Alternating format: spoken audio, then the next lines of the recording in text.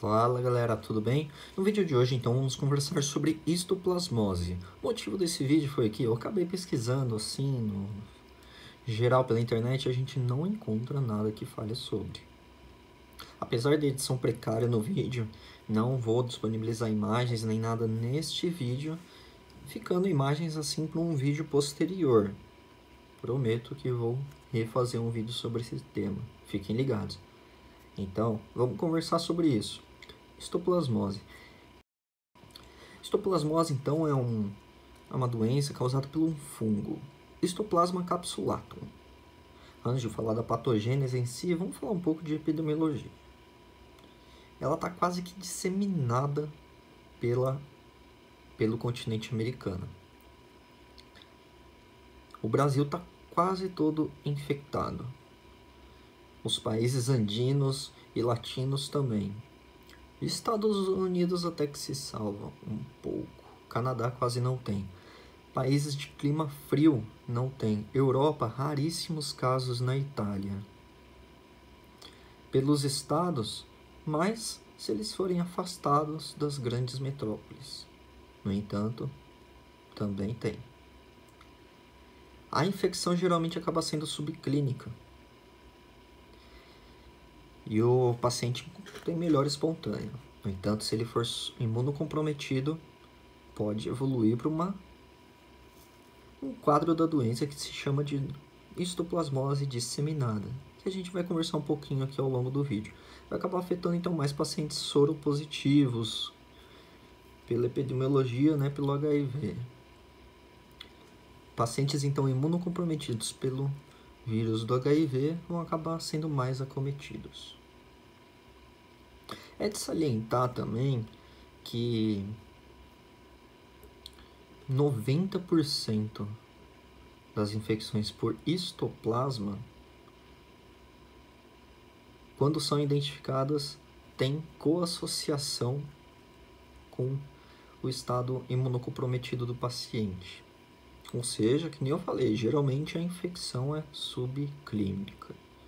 Tem muitos casos, então, que são contaminados pelo histoplasma, só que não desenvolvem uma forma agressiva da doença, ela acaba sendo contida e etc e tal.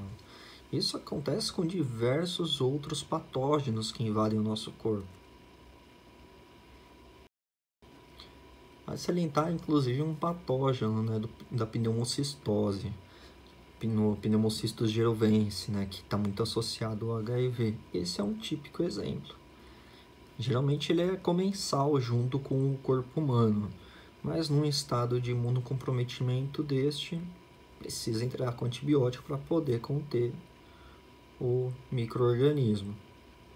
No caso do histoplasma, nosso pensamento vai acabar sendo quase que igual.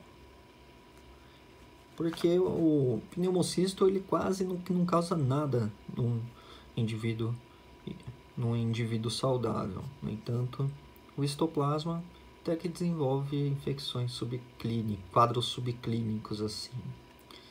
Febre, quadros respiratórios, mas com melhora quase que espontânea.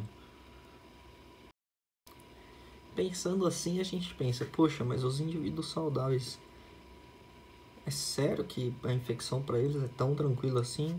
Bom, mais ou menos, vai depender da quantidade de fungo que ele acaba inalando. Né? Pensando que é transmitida por via respiratória através da inalação de conídeos, ou seja, de ramificações de fungos presentes no solo, nas fezes das aves e morcegos. Eles vão acabar chegando intactos nos alvéolos pulmonares, vão estimular uma resposta inflamatória na própria pessoa. A gente acaba fazendo o seguinte raciocínio: poxa, para uma quantidade então maior de fungo que essa pessoa acaba inalando, realmente ela vai acabar se dando mal. E realmente, o nosso organismo, ele vai ter, se formos saudáveis, eles vão tentar conter a infecção, formando verdadeiros granulomas. No entanto, dependendo da quantidade de fungo, acaba não sendo possível conter a infecção dessa forma. E aí a gente vai ter que apelar para uma outro tipo de resposta outro tipo de resposta inflamatória, que é a TH2, que a gente vai conversar ao longo do dia, pode ficar tranquilo, tá bom? A doença pode atingir duas formas. Primeiro, é a forma clínica, normal. Outra é a forma disseminada. Na forma clínica, pensa, adscrito ao pulmão, como se fosse tuberculose. Tuberculose pulmonar e histoplasmose pulmonar. No entanto, se a histoplasmose atingir a forma sistêmica, a gente vai ter uma histoplasmose pulmonar aguda, com diversos nódulos pulmonares, por causa de uma grande quantidade de conídeos que o indivíduo acabou inalando. E isso dá para ser identificado realmente em exame de imagem,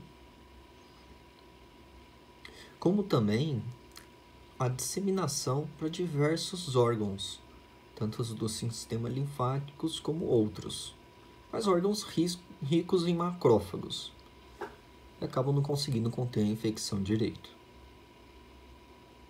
Eles não conseguem, eles são inaptos para isso. Como também células mononucleares, né? Elas vão tentar destruir o fungo, mas não conseguem, cabendo então a anticorpos fazerem isso.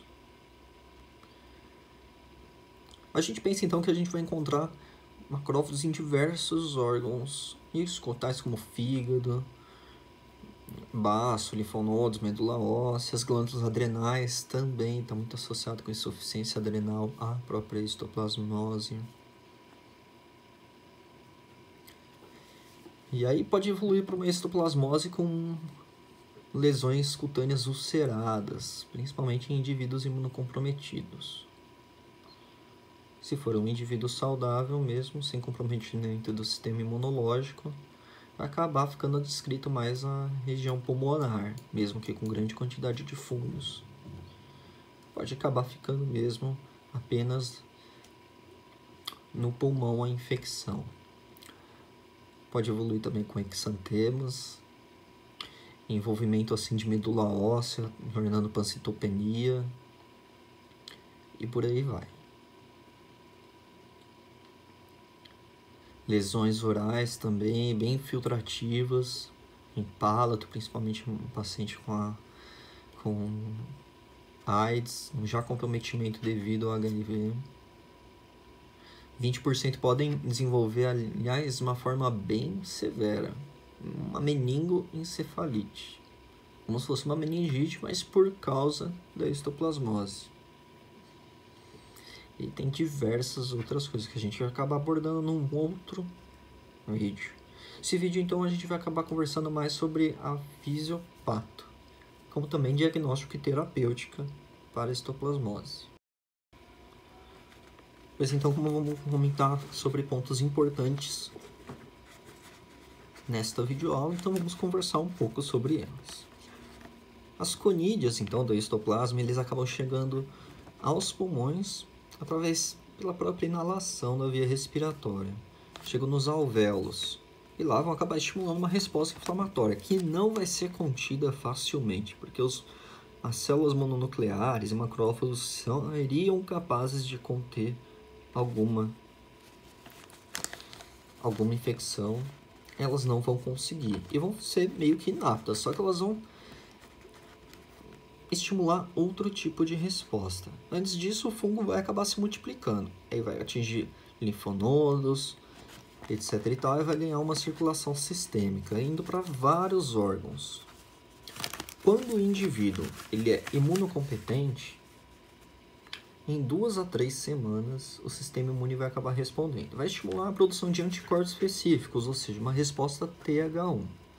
E a formação de granulomas, pensa ali na tuberculose. A tuberculose vai acabar formando granuloma, histoplasmose também. Com uma necrose no cásium central, que vai possibilitar a formação de fibromas e vão calcificar.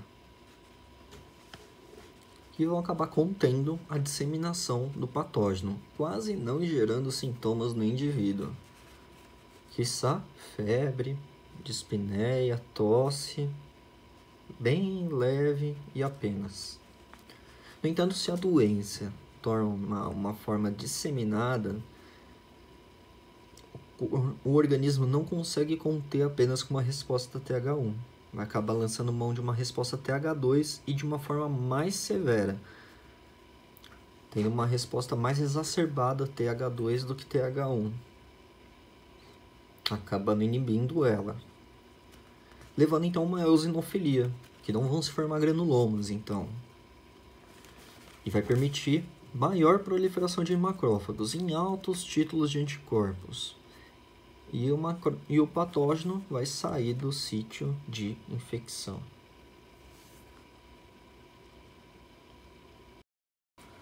Se disseminando assim sistemicamente, que nem a gente comentou ao longo do vídeo já. Umas formas de diagnóstico. Tem como a gente pedir exame de imagem? Poxa, mas tem tanta infecção que também causa a mesma coisa que o histoplasma. Pois é, não é tão específico. Por isso que a gente vai acabar pedindo pesquisa do fungo em secreção de aspirado traqueal, o escarro mesmo, ou secreção de tecidos, de regiões, principalmente se forem ulcerados devido a indivíduos imunocomprometidos. Podemos fazer então biópsia dessas lesões pustulares ou ulceradas da pele, ou pedir para o indivíduo tossir, ou fazer a raspagem das secreções da via respiratória. Ou também podemos pedir uma sorologia específica. Isso, galera, se tiver uma forma disseminada. Se o indivíduo está tomando ali um sulfametoxazoto e metropin para conter pneumocisto, ele é imunocomprometido, a gente não sabe o que está gerando aquela infecção naquele paciente, eliminou criptosporidias, eliminou tudo que pode ser e ele ainda continua assim. Aliás, se fosse eliminar criptosporidias, quase que eliminaria histoplasmose também. No entanto, a gente pode abrir mão de, poxa, será que ele não está infectado pelo histoplasma? A gente tem que pensar que é uma infecção bastante endêmica de certos locais. Paciente imunocomprometida, que ainda trabalha com aves, que às vezes frequenta algumas regiões mais afastadas de grandes metrópoles, que tem ali convive com morcegos, né? Se teve contato, né? Tem que perguntar para ele. Aí a gente acaba pensando nessa infecção. Então, se tem contato com pombos, como que foi. Então aí a gente acaba pensando assim mais na histoplasmose. De terapêutico que a gente pode usar? Antifúngico sistêmico, senão não vai adiantar. A gente usa itraconazol enquanto tiverem lesões ulceradas. Como também um uso contínuo dele por 1 ano. Se tiverem lesões ulceradas, vai acabar usando. Se continuar, mesmo após isso, pode usar anfotericina B. Tá certo? De diagnósticos diferenciais, então, realmente tem muita coisa. Histoplasmose disseminada. Pô, aí a gente pode fazer diagnóstico diferencial com diversas coisas, sendo as 5 principais: tuberculose miliar, leishmania visceral, pensando ali na pancitopenia causada pelo infiltrado na medula óssea em pacientes mais imunocomprometidos. Na leishmaniose visceral já não, pode atingir até indivíduos imunocompetentes e atinge mesmo sem discriminação. Criptococose disseminada, mas em indivíduos imunocomprometidos. Paracoco também, pensando ali que nem no que foi abordado numa videoaula anterior sobre a insuficiência adrenal primária, né? Um paracoco, poxa, o indivíduo ele pode estar com a pele ali mais escurecida, com algumas manchas mais escurecidas, lesões orais também. Então, pensar com relação a isso. Pode estar com a taxa hormonal alterada. Não que o histoplasma não faça, mas o paracoco está muito mais evidente de fazer isso, até pela pela epidemiologia da insuficiência adrenal. Linfomas também podem cursar com quase que os mesmos sintomas da histoplasmose disseminada, pensando ali numa pancitopenia, linfopenia reativa, artralgia, entre outros. De lesões cutâneas, então, a gente vai acabar pensando úlceras, né, sinonais pelo histoplasma, em leishmaniose tegumentar, esporotricose também, sífilis. Aliás, tem lesão cutânea mucosa. Cara, por que já não pede sorologia para sífilis? Muito melhor, né? Diagnostica muito mais. E aí veio negativo, a gente pensa em diagnósticos diferenciais para isso, que nem estes outros. Paracoco também, tuberculose, ou um carcinoma até mesmo espinocelular. Aí depende, né, da lesão e da forma dela. Tem umas que são mais específicas, tem outras que não. Quando tiver recursos melhores no próprio canal, vou acabar comentando sobre isso e abrir mão de imagens para diferenciar cada uma das patologias. Tá certo? Aí eu declaro que este ponto é a pedra angular desse vídeo. Ou seja, pontos importantes que a gente precisa ficar ligado com relação à histoplasmose. Tem uma série de pontos que eu vou acabar comentando. A começar que nem todo eritema nodoso, com artrite, linfadenopatia e níveis elevados de ECA que ninguém sabe do que acontece, são sarcoidose. Eles também podem ser histoplasmose pulmonar, ambos diagnósticos negligenciados, mas que acontecem. Calcificação mediastinal também é uma pista tão importante no paciente com histoplasmose que eles podem acabar apresentando broncolitis. Aí vamos para aquilo, né? Depende do quanto de conídeas de histoplasma que o paciente acabou inalando e do quanto que foi calcificada no pulmão e o quanto que aquilo acabou escapando e drenando para linfonodos perihilares adjacentes, tá certo? Assim como se ele tiver tido um escape, uma doença disseminada, no entanto acabou sendo contida, isso pode ser evidenciado através de calcificações em fígado e baço. Ou seja, nem toda calcificação em fígado ou baço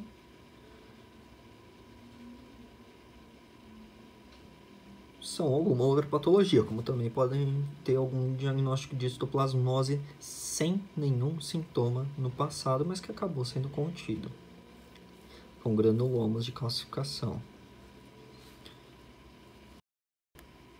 Se o paciente tiver insuficiência adrenal, com febre, linfadenopatia e pancitopenia, lembra que eu falei na forma disseminada, pode atingir a medula pela drenagem de linfonodal, vai estreitar e quase que aí vão dizer pra gente que faltam poucos diagnósticos diferenciais.